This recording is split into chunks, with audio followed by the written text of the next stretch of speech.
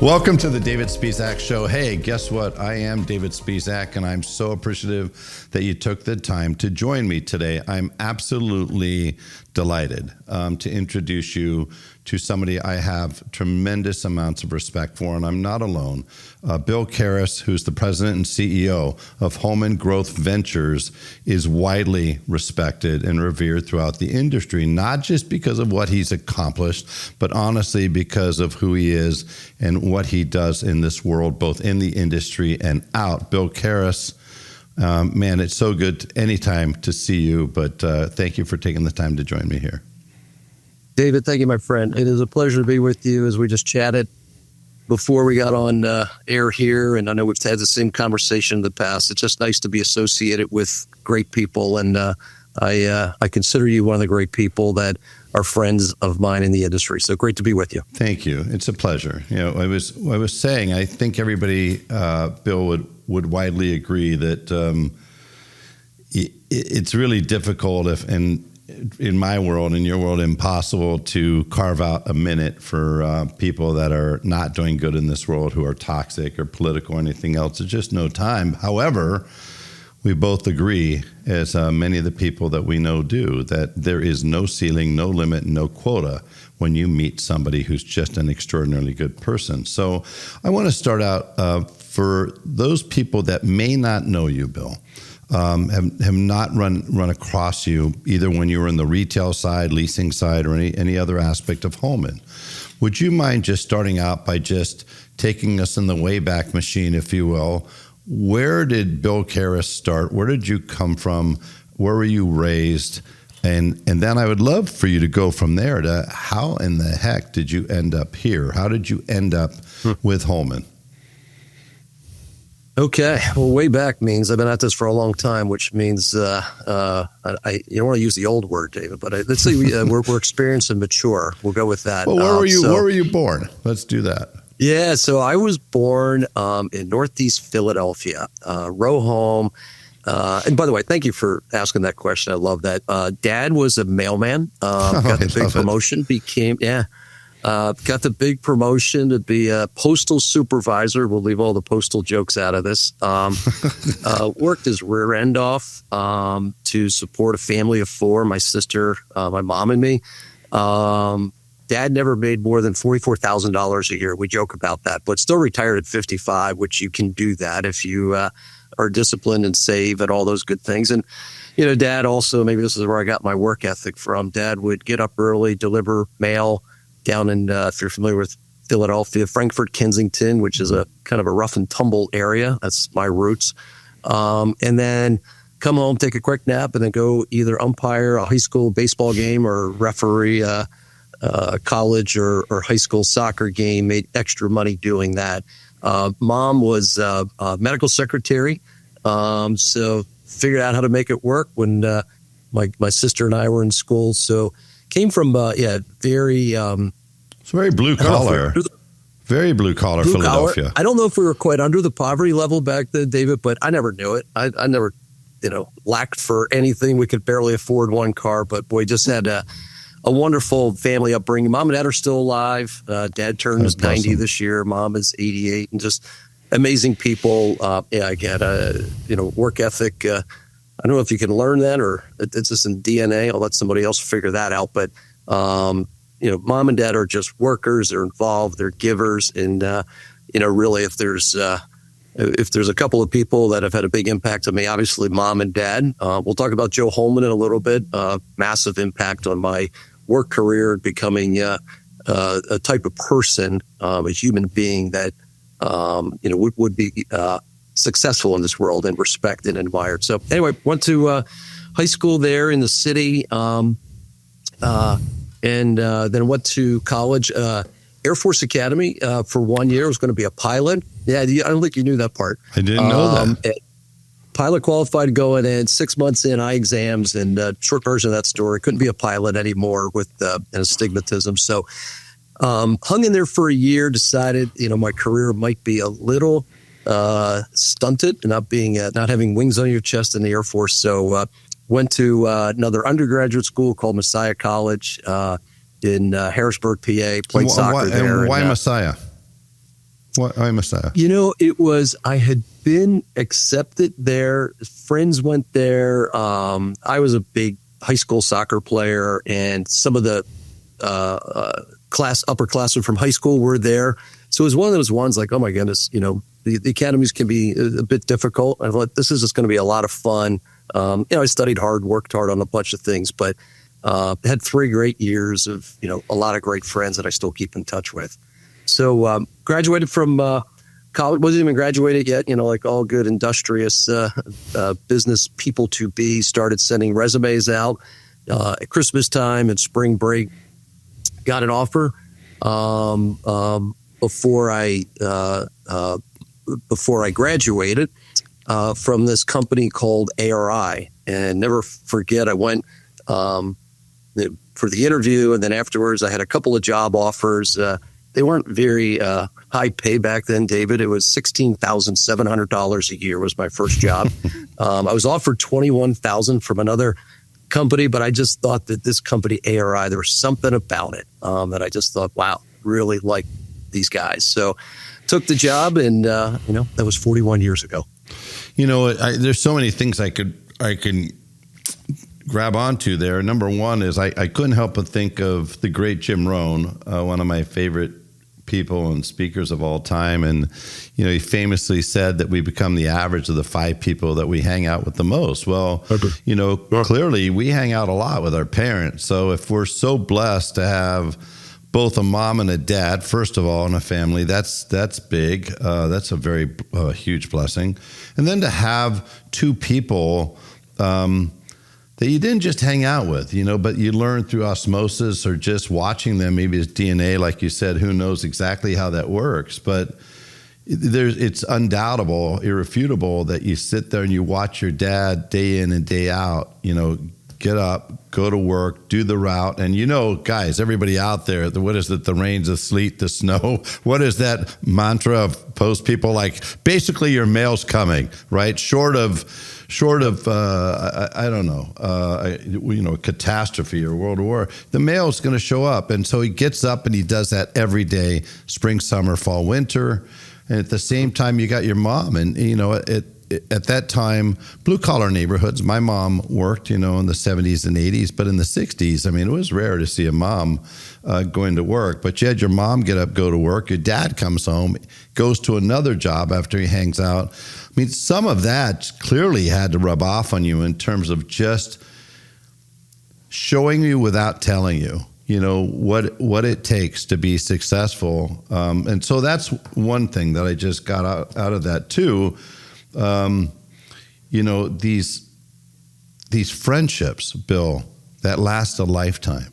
Where we choose to go to school, whatever somebody chooses to do, but you did that based on primarily on relationships. You could have gone somewhere else. And then next, you had a chance to go to a job that paid. It doesn't sound like much for everybody listening. You're like, ooh, $21,000. But come on, that's 35% more money. So, that was a lot of money back then as a differential. And I can't help but just point out, you're not you. You're not where you are, and you and I aren't even talking. I don't even know you if you would have taken that $21,000 job. And so, thank goodness that you did. It reminds me of the great Napoleon Hill story, talking about being offered a job by Andrew Carnegie, the richest guy in the world, for no money. Do you remember that? He offered him a job.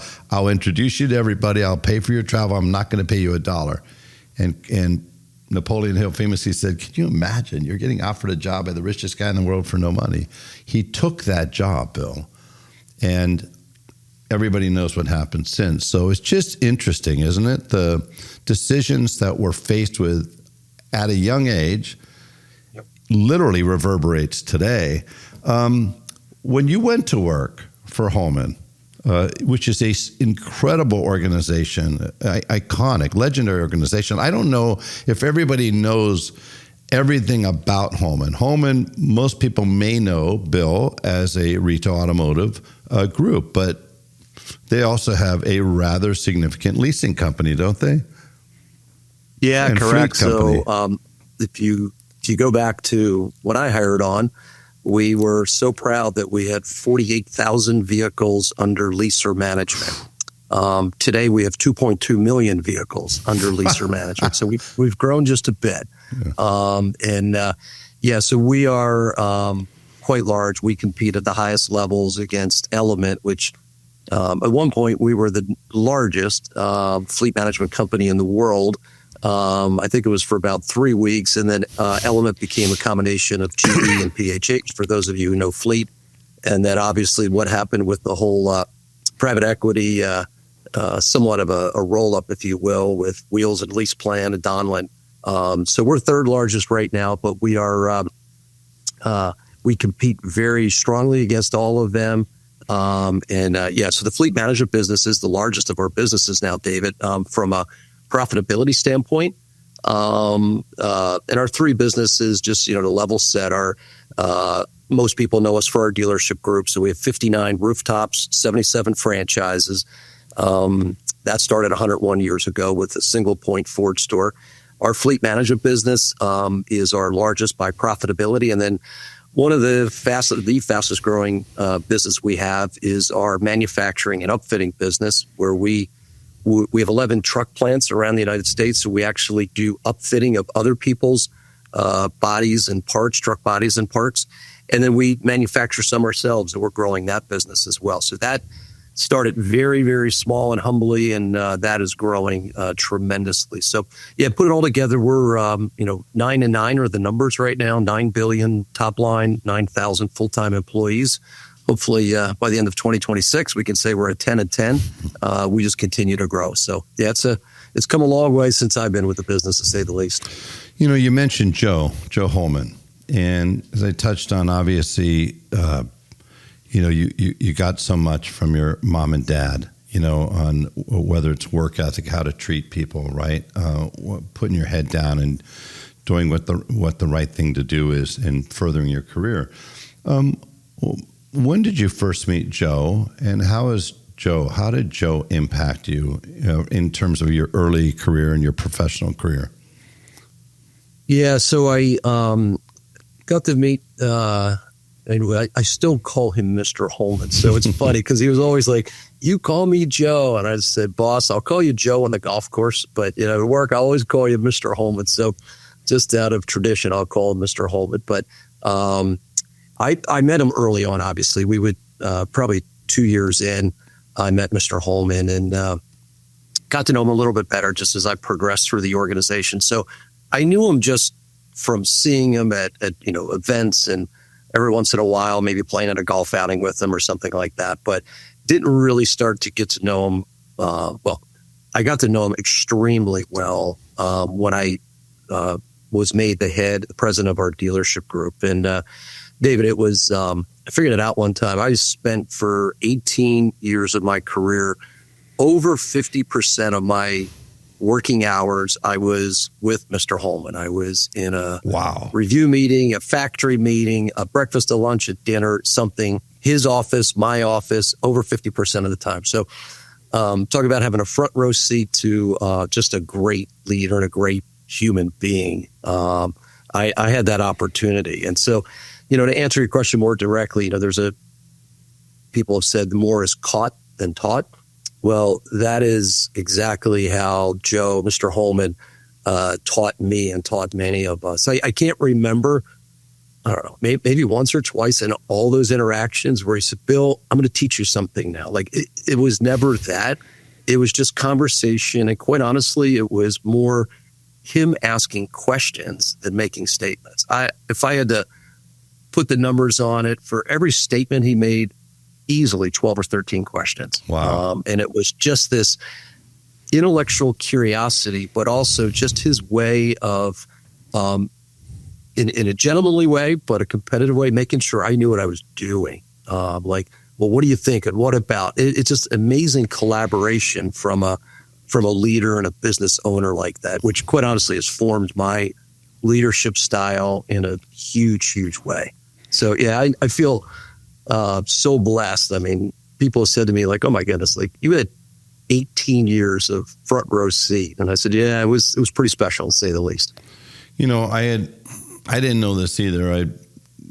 and it's funny. I don't oftentimes. It might sound ridiculous. I don't oftentimes go and research, and I'm the most curious human in the world. But when I have a guest, I like to put myself in a position to discover, right, in real time as I'm talking to you. But I wanted to make sure that I introduced you the correct way by your title, and it happened to pull up a little bit of background. And one of the things I also didn't realize that it pulled up, and I don't know, God knows the internet is not always accurate, but it mentioned that in 1996 you moved to the retail side of Holman Enterprises as the executive assistant to the president. Is that true?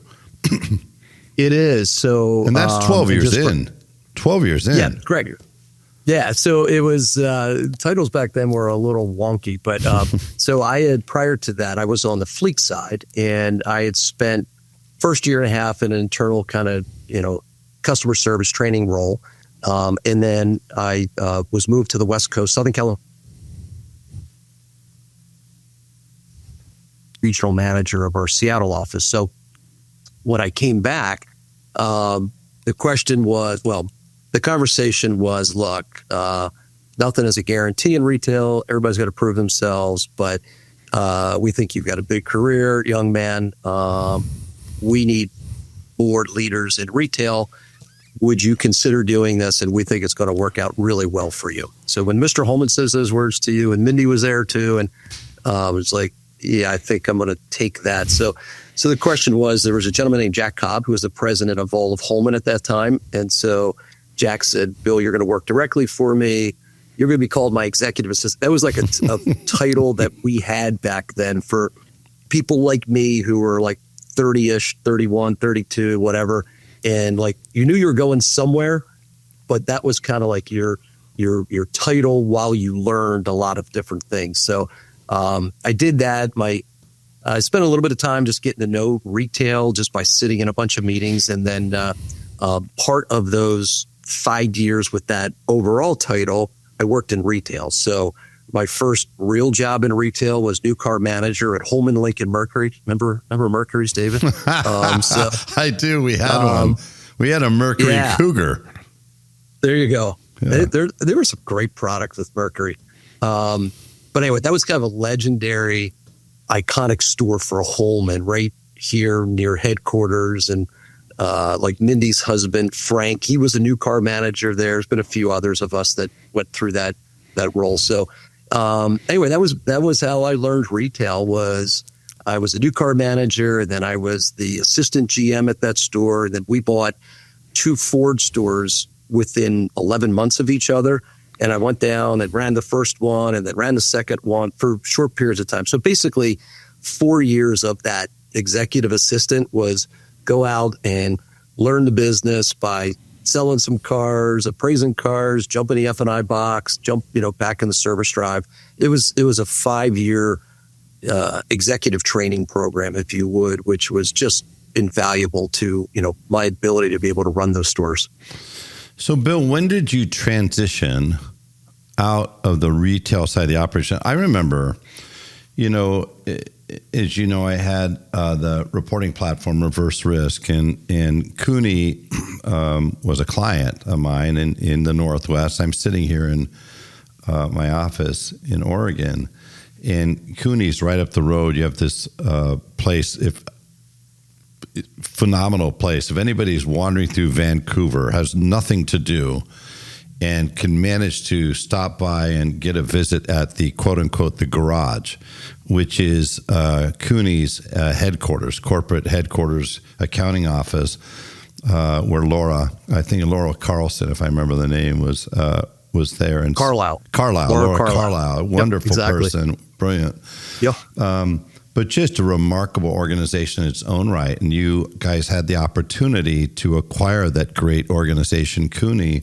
And you were literally in the middle of that, weren't you? And it's funny, I didn't know you back then, but I was literally engaging with them and helping them in a number of respects during that transition. But tell me about that when you first started getting involved into big acquisitions. and how that led you to where you are now with Holman Ventures. Yeah, so we during the 18 years when I was the leading our retail group, we went through some informal strategy sessions, if you will, and we knew what we wanted to do and where we wanted to go, and we wanted to definitely to grow and deploy more capital. Still want to do that. As you know, we just made quite a large acquisition with the Leaf Group just a year and a half ago. So this is still true today. But back then we were looking, and we would do, really what most dealers do. You buy one store, two stores, that type of thing, and probably had done, oh my goodness, I don't know how many, maybe 15 of those in our two main markets, which were Southern New Jersey and South Florida.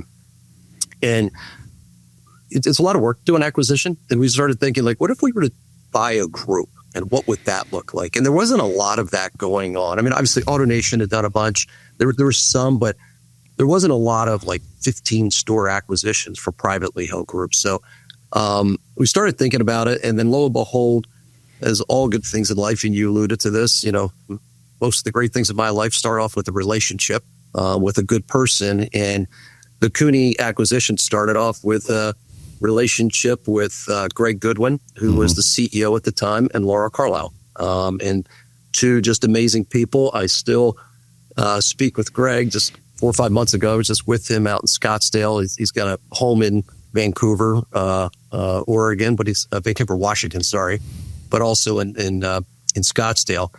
So we started talking, and they were looking for succession at the time. I don't know if I told you the story, but and Greg said, "Look, I'm probably going to run at this for another 2 or 3 years, and why don't you come?" This was over a series of conversations. "Why don't you come and be my COO, and then replace me after that?" And I'll tell you, David, there's very few times in my career where I really lost sleep over that, because it was always, hey, love Holman, never want to leave here. But just because of the quality of the people, the business was a spectacular group of dealerships. But I did say no. And I said, Greg, listen, I remember Friday night talking to him from the office, and I just said, look, you need executive succession. You wouldn't be asking me if you didn't. There's more of me at Holman. I have several colleagues that run businesses as well. And you need some capital to grow. And we have that too. So it kind of goes back to, I remember Mr. Holman telling me years ago, Bill, people make business too complicated at a time. It takes two things. It takes capital and people. And if you have capital and people, you can grow your good people. You can grow your business. And, stole his line and said, Greg, that's what you need. So why don't we put these companies together? How about if we were to acquire Cooney? And 3 years later, we closed on that deal. It took 3 years of, dating and, your golfers, a home at home. We like to call it that. Come play our course. We'll come play your course. Let's visit with each other for a day and see what happens. And, the two groups of people just really hit it off. I mean, dare I say, fell in love with each other. And we just said, hey, let's make this happen. So 3 years later, we closed on that deal, which was very special. It's extraordinary for any of us that are in this industry, have been in this industry, and you hear about acquisitions all the time, of course. And, acquiring one store, as you said, it's work, because it's not just the physical part. It's not just the financial part. It's the OEM approvals. It's the, oftentimes facility related capital investment that's needed. But the big thing is assimilating cultures. How do you merge one culture, whatever it might be, whether it's the greatest in the world or whether it really needs help. But to do that is some heavy lifting. But a funny thing is, speaking of golf, my sons 9 and 11 are playing golf now, which is just the greatest thing in the world, as you know. And for starters, I can actually get out on a golf course more than 3 times a year because I have a reason, to do that. But, one of the things I always shared with them is that when you hit the ball perfectly, the interesting thing is you don't feel it. I mean, you literally don't feel it. And when you do it wrong, it's so painful at times, right? And I kind of think that's analogous, right, to the acquisitions. And when you do it the right way, And moreover, boy, you just said it. You spent 3 years dating, getting to know each other, and through that, the culture and what's important about the people. I bring it up because it just seemed like that assimilation coming together, Cooney into Holman, just seemed to be so smooth. But when you have good people with good people, everybody's got the right intentions, it just seems like it goes a lot like that nice golf stroke, isn't it? Yeah, for sure. It always starts with the people and alignment of values. Of, is it always ever going to be perfect? Of course not. I mean, there's always going to be some bumps in the road, and there were some of those there. But yeah, thank you for saying that it felt that good, or it appeared that to go that well. I would say if there's one thing we did well, first of all, we recognized that we were buying, and I would say this all the time, we were buying a diamond in the rough. We bought a diamond. Yeah, you did. Cooney was a diamond. They were just a gem. And so one of the things we set up front, and I remember even pre-close, Greg and I doing a barnstorming tour of all the stores, and we literally spoke to every employee in 1 week, groups, of course. And the thing that I said and what we fulfilled was we're going to look at every vendor, every process, everything we do, and we will take best of breed. It doesn't matter if it's a Holman partnership. It doesn't matter if it's a Holman method of doing business. We're going to carefully look through every one of those. And so you already pointed out the garage. We had begun our central accounting journey. Cooney was way further than us on the central accounting journey. And we decided to make central accounting for a New Jersey-based company in Vancouver, Washington. That's right. So, and we didn't do it to make a statement. We did it because we said that's what we're going to do. And, as you know, when your words and actions align, you develop trust. And so that was just one of multiple things that we did, and partnerships that we looked at. We said, "Oh my goodness, what you're doing is better than us. So we're gonna go with what you're doing." So that and that comes from not necessarily me, but the family. Let's do the right thing. Let's do it, competitively but humbly, and we don't care who gets the credit. We just want to do things really, really well, and that's really what that. I would say that was the single biggest reason for the success we had. It's that comes obviously from another attribute that I just think will never get enough airtime, and that's humility. You sit there and you think, you got a company that's doing $9 billion in revenue. You look at Roger Penske. Is able to spend a lot of time with Roger thanks to the Presidio Group's retailer conference earlier this year, and spent a lot of time chatting with him. You couldn't meet a more unassuming, for what this guy has done, where he's been, what he's created, what he's built, the imprint he's had on racing, on manufacturing, on freaking, naval ships, for God's sakes, and of course, automotive. You couldn't meet a more unassuming guy. Carl Sewell, you couldn't meet a more unassuming guy, And the Holman culture, what it really screams is we'd rather do right than be right. We'd rather do the right thing than just be right? We would rather, I've always said it this way, listen, it doesn't need to be my idea and I don't need to get credit. I just want to be in the parade, man. I could be the last dude in the parade, but if I'm in the parade, I'm good. And it just seems like such the center of Holman's culture, to have that wisdom and that humility and that long-term view, and the understanding that impact has not just on your business, but every one of those people. Can you imagine, anybody out there, could you imagine sitting at Cooney, which, at the time, was this big compared to the company that's acquiring you, and that company, this huge company, massively successful, says, you know what? No, we want to do it your way. We want to lean on your wisdom, your experience. What an extraordinary thing. That must have just been so uplifting and sent such a message, Bill, at that time. Yeah, it was, again, not everything's perfect, but we just felt so good about it. And, we went in with a a good heart and great intentions, knew what we were buying and, getting just a phenomenal opportunity. It was interesting because after that acquisition, I remember the next NADA and a few people, I won't name their names, but came up, people that I respect are like, oh my goodness, how did you pull that one off, Cariss? I said, what do you mean, how did I pull it off? They said, they were in the market at the time. They were considering an IPO. They were considering a lot of things at the time. But we just said, hey, it's all about a relationship. That's how we pulled it off. And it always is. It was 3 years of trust building and saying, hey, are we finally going to do this? Greg saying, should I trust you with, not his people, but the organization's people? It really was done the right way for the right reasons. And again, we had never done anything near that big. And we were East Coast based. Remember, we're New Jersey and South Florida. Now, fleet, we were global. But retail, we were East Coast based. So this was a really big deal for us to do something like that. It's a big leap of faith, honestly. Again, huge leap of faith. If you don't have faith in the people, especially the leadership, you're not pulling that off. You're not even trying to pull that off. So that's amazing. Bill, could you pivot?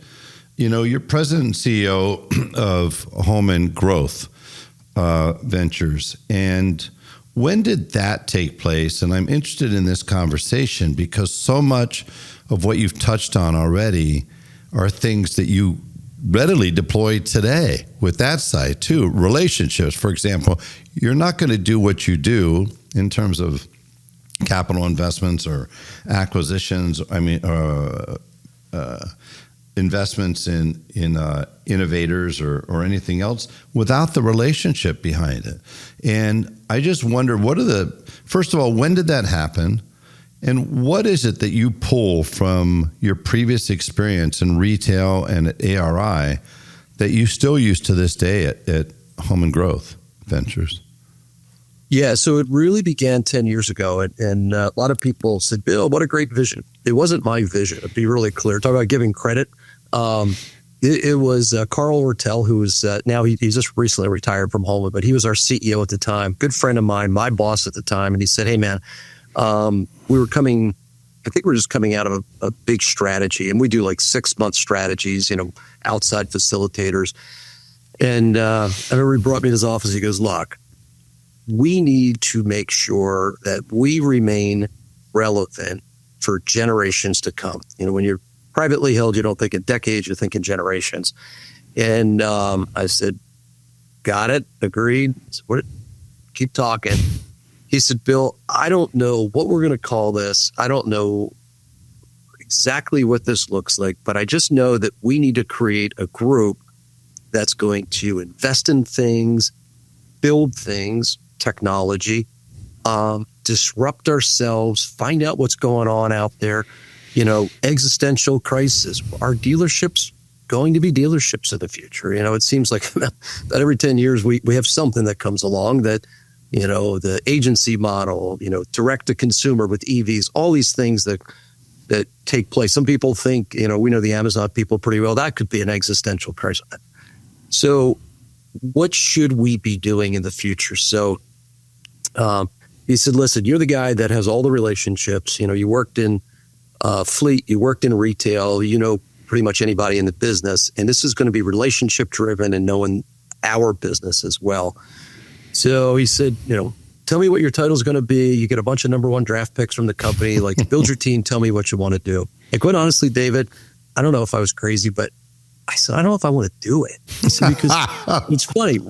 I mean, crazy, right? Because it's been just an amazing 10-year run here, but it shows you how much I loved retail. And it was just like, I just loved the people in retail and I loved the team and everything about it. I just loved the competitive piece. I'm like, Carl, I don't know. And he looks at me, he goes, are you effing nuts? Like, I'm offering you the best job in the world.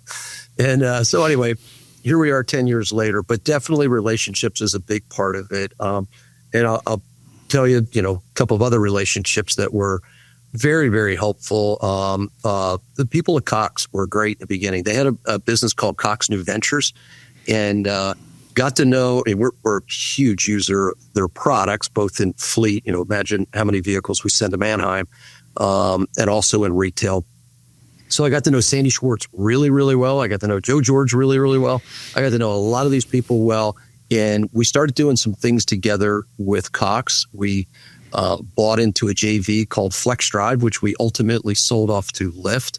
Made a little bit of money, $20 million. And it didn't change anybody's lifestyle for Cox or Holman family, but it got us into the mobility space in a really big way. By the way, Lyft is a huge client still of ARI, Holman Fleet. But so that was a very significant relationship for us. They were kind of like our big brothers then of, here's what we're doing. Why don't we do some things together? Introduced me to a whole lot of people that really got the flywheel spinning for us. And then I would say the second relationship that you know very well, and they become very good friends, the FM Cap guys, so Chase Frazier, Mark Norman. I was introduced to them 9 years ago. We invested in Fund 2. We invested in Fund 3. And then I think you probably know in Fund 4, we made a very, very significant LP investment. And then on top of that, we bought a minority stake in Fund 4. So we have GP stakes in Fund 4. So Holman, and I'm the Holman partner, is partners with FM Cap and Fund 4. That has been just tremendous for us. I think if Chase were on here, I don't want to put words in his mouth, but it's been a great mutual partnership. Fund 4 was the raise, which had so much fun being on the road with Chase and Mark and raising it. Usually you don't hear fun and fundraising in the same term, but it was so much fun because we're just out there talking to people we know, people we didn't know, and the message just resonated on trying to create value for startups, for our LPs, for all the partners. So that has been a very, very significant relationship for us. And I think again, Chase and Mark would agree. We're just getting started. Like that was a big move for Fund 4, but we have some pretty big ideas about what the future could hold there as well. Yeah, again, tremendous people, right? Incredibly intelligent, thoughtful, respectful, professional, but just at the core, good people. And again, here we go again with this alignment. You never had to think about the alignment because you guys are one and the same in terms of the type of individuals that are involved, philosophically, aligned with the Holman organization. A perfect fit, perfect timing, obviously, for where you wanted to go with the growth venture. And it's funny how life works. Sometimes things go pretty well when we take our hands off the steering wheel, just a minute, right? And kind of see where things go. And that's such a great example. And, they've already had such a huge positive imprint and impact on the industry. And one of the things that you guys must be aligned on is, I'm thinking back to the conversation your CEO said where, hey, we want to have an impact and be here for generations. And one of the ways to do that is to disrupt ourselves and invest in these great organizations and innovators. And here you are now aligned with an organization that really was on the leading edge of that from the beginning at Fraser McCombs, and investing in organizations that the intention was to keep this great industry moving forward. And one of their key tenets, it seems like, is, hey, there are a lot of dealers out there that are going, God darn it, another company just had a strategic partnership. Another company was just acquired. I'd like to be part of this fund. I mean, good God, we're using these products. And that's really part of the core of this, isn't it? Is that you've got these dealers as LPs who now have the ability to have a voice, have a seat at the table, and have a chance to look at some of these products you guys might invest in, and ultimately, again, be in the parade when something wonderful happens, when there's an acquisition. Isn't that true? Yeah, exactly right. And I would say I love your parade analogy. It became maybe a different metaphor there, but it became somewhat of a club, and it's become a club. So, To put some numbers to it, FM Cap Fund 4 has 56 unique dealer groups represented as LPs. And, some are on the smaller side of the investment scale, and some are on a very significant part of that investment scale. There was always quite a few dealer groups because a good chunk, maybe 40-50% of the fund is dealer technology. So for dealers, and there was a friend of ours that coined the phrase, invest in the fund, you get paid to learn. So think about it. You invest some money.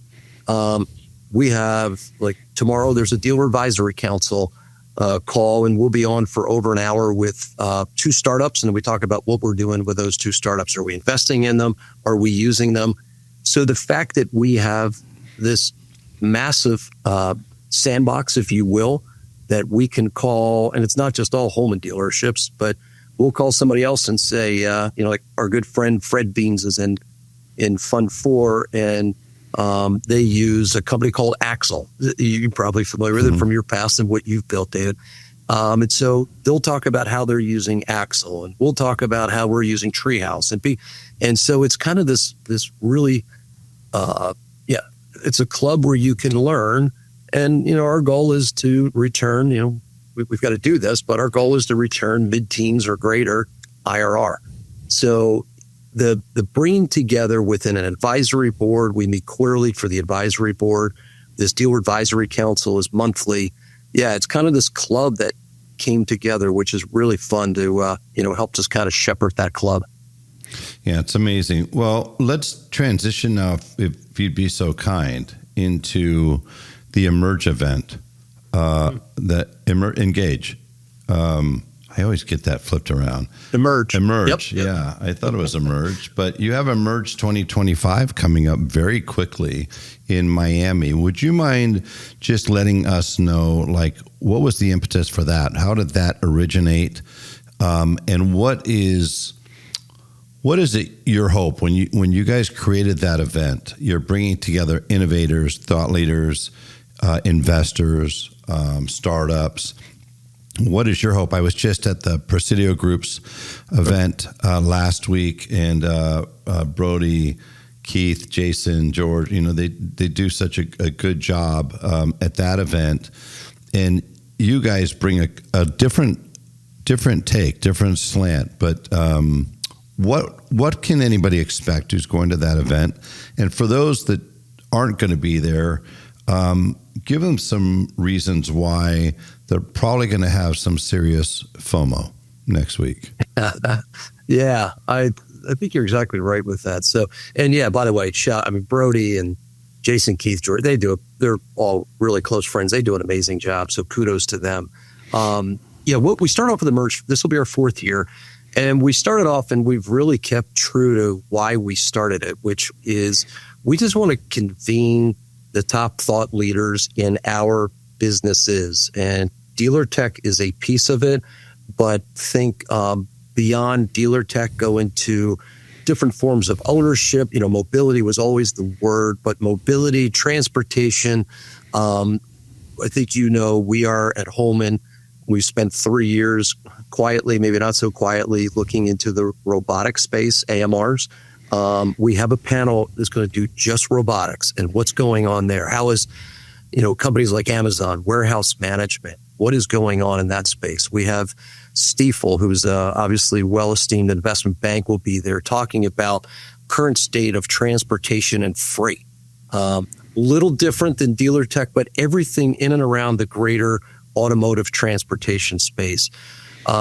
We have Warburg that's going to present their 2-year findings on AI, which is going to be really interesting. I've been through that deck. I'm excited about that for the group. So really the idea is to bring together thought leaders and startups.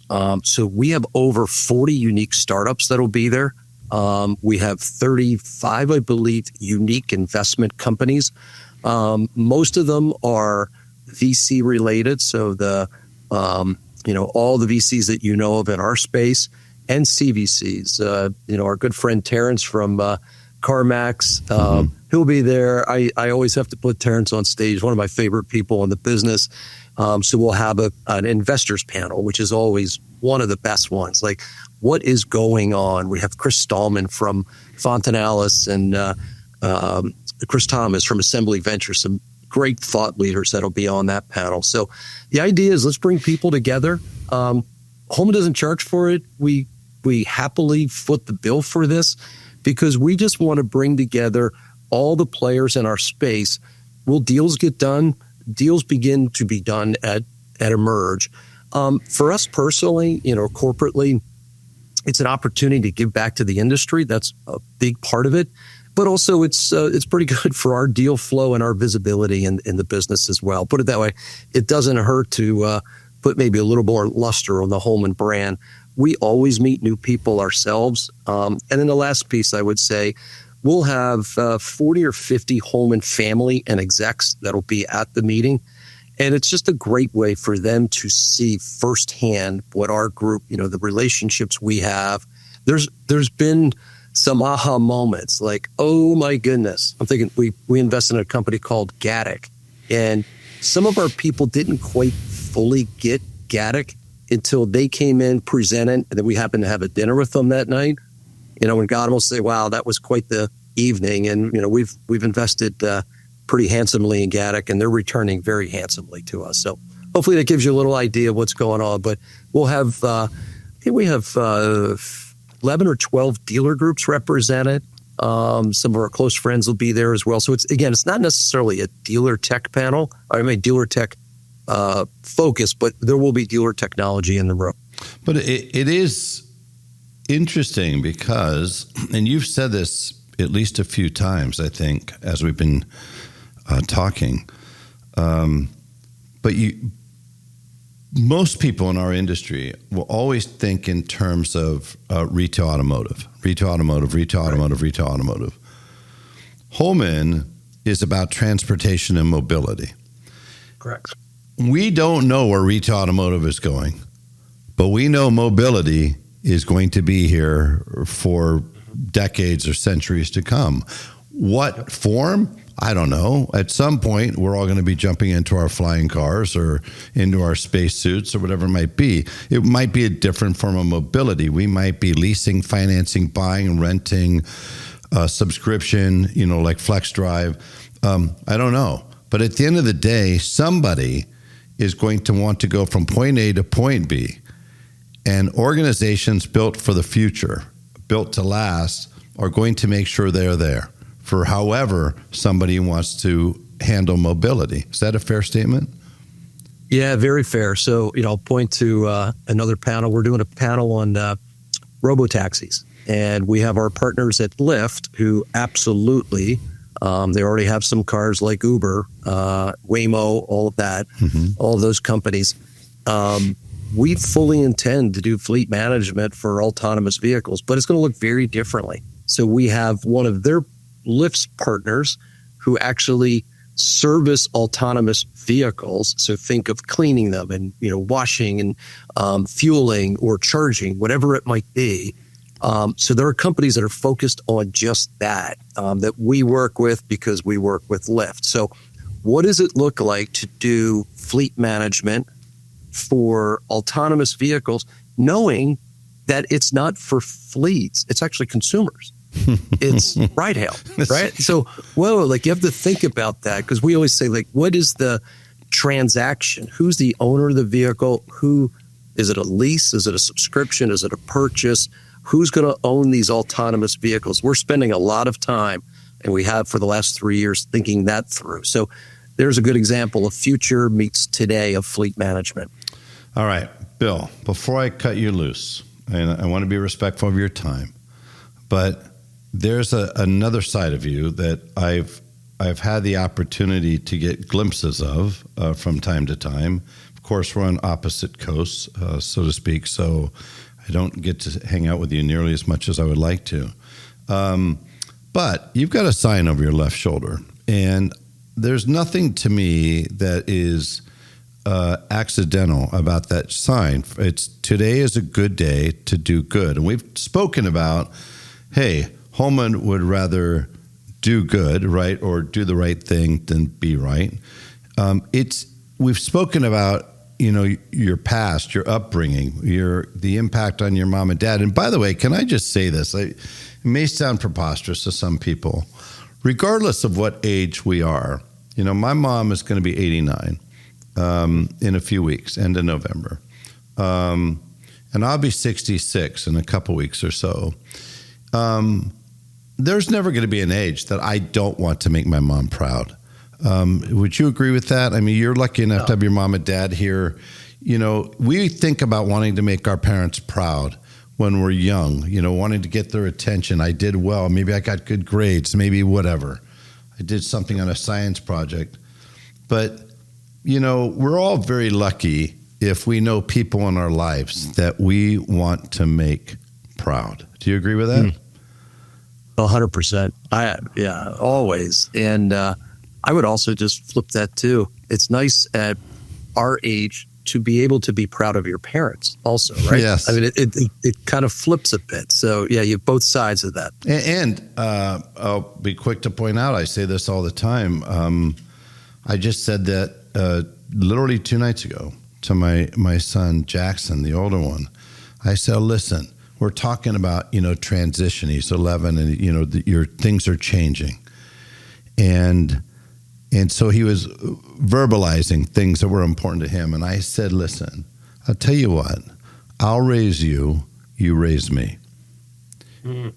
And, he just kind of stopped in his tracks. And when I said that, but I meant it, with my whole heart, because you can't give a compliment without feeling good about yourself. You can't teach people something without learning something. And I love what you just turned around with our parents, being proud of them, but also, we learn from our kids, and I want to make my kids proud. I want to make my family proud. You want to make your parents proud.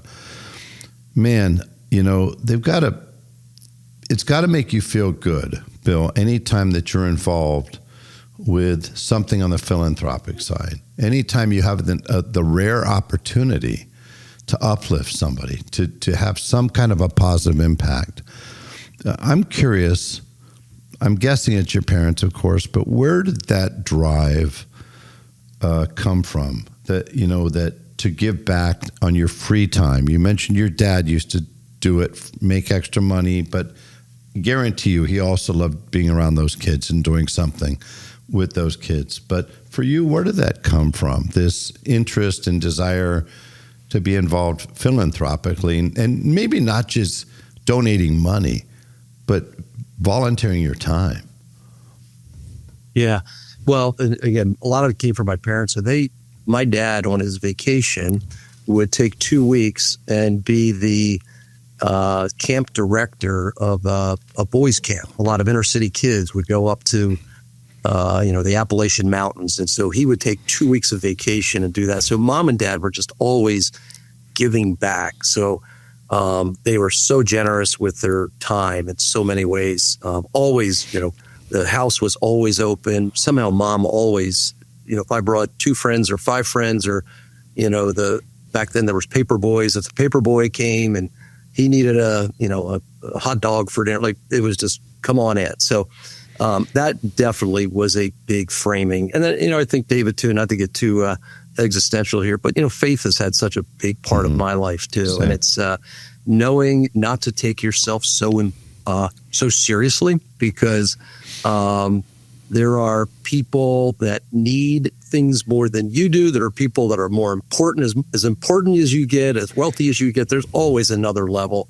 And so I'm a competitor. I mean, a fierce competitor, but being able to put that in context to be like, is that the most important thing in life? Sometimes you let that get away from you. And I've been there sometimes where it's like, all right, I've had people, my wife, other people be like, wow, like you're really, really straining and striving. So there's that balance of wanting to be the best and competing, but also understanding there's a lot more to life than that. And so I've been fortunate to have a lot of people around me. Mr. Holman was like a fierce competitor, but the ultimate gentleman. Like, wow, how do you have that? He hated to lose at golf, but he always paid his bet. Just everything. So I've been surrounded by so many people And it's great to be able to give back whatever you have. Like the Bible talks about the widow's mite. She had nothing, but she gave something. And so, whether you have money and wealth to give, or whether, like my parents, they didn't have hardly any money, but boy, they had some time, and they gave a lot of their time. So, again, comes back to relationships. I love what you said. It's those 5 people around you. I'm going to think about, I've got more than 5 right now, but I love that. Like throughout my life, I've always been fortunate to be surrounded by people who modeled that. Yeah, I was very fortunate. It's funny how your perspective changes. It's that old thing, unanswered prayers. You think you want something so desperately and you don't get it. And why do you forsake me? And then, okay. You find out a year or 6 months or 10 years later, and you go, okay, I get it now. I was just reading something to my son that you think, you think when things don't work out, that there's something wrong, or it's a big negative, but you don't know what it was talking about. So you don't know until you get to the end of your life. You don't know what the full plan God had for you, and until you know, you have to have faith that this is going somewhere. So I was fortunate enough to meet a gentleman named Lou Tice and Father Bob Spitzer. Father Bob Spitzer, 7 degrees, masters or higher. 7 masters or PhDs. Smartest guy I've ever met in my life. And no offense, Father Bob, but he kind of reminded me of Kramer from Seinfeld. He had these Coke bottle glasses, and he had this just wonderful way of explaining the most complicated things in the most easy to assimilate. And one day I was with him. I was fortunate enough to be in a situation where he was teaching me a class to facilitate. And in that, he said, David, I want you to imagine yourself 80, 85 years old. And I thought, okay, you mean the rocking chair test. And he put a spin on it. He says, I want you to sit there and I want you to ask yourself this question. As it pertained to leaving this world better than you found it, how did your life differ from that of a rock? And I thought, okay, I wasn't expecting that, Bill. Oh, okay, so normally it's that rocking chair, look back, what would you have done? But when you think in terms of that, what a powerful thing. At the end of the day, at some point, we're leaving this world, and you just want to imagine leaving people better than you found them, or leaving this place better than we found it. And if we don't, and especially if we're fortunate enough, to be able to have some level of success or money, and you don't do anything with that, then what the heck was the point? In my mind, what was the point of this whole exercise? So anyways, I just really I've seen some things that came out about just you volunteering time. And as I said, when I'm fortunate enough to meet somebody who does good when nobody's looking, or stands for doing what's right, to me, it's just like there will never be enough of those people in this world or in my life. So it's a pleasure. It's a real honor to know you, Bill, and I appreciate everything you've done in this industry, what you do for the world around us, and I'm very hopeful.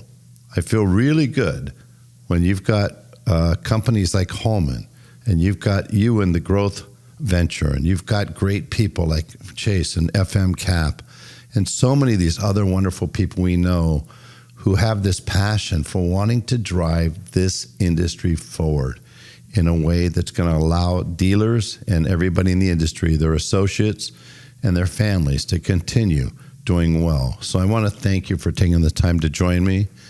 And I'm excited for your event next week. And I hope, by the way, how many people typically come to the event? There'll be over 200 people there. My, oh my. So 200 people, which is a lot, but still intimate, where you could have great conversations. Great. Yep. I'm looking forward to that and looking forward to what comes out of that, Bill. But just thank you for taking the time and sharing everything about your background, all things Holman, and what you're doing today in your current role as the president and CEO of Holman Growth Ventures. Thanks so much. Thank you, David. It's been a lot of fun, and I agree. Somehow we need to spend a little more time together. Every time we're together, I feel like you're a kindred soul, a brother, and we need to figure out I want to put you in that 5 of people that I surround myself with. So let's figure out how to do that. It'd be the greatest honor. I'd be happy to come out to Philly or Jersey anytime to hang out with you. And I will bring money because there's 0 chance that I would beat you at golf. So I always tell people, anybody can figure out how hard I work if you just spend one day on a golf course with me. You don't need a helmet.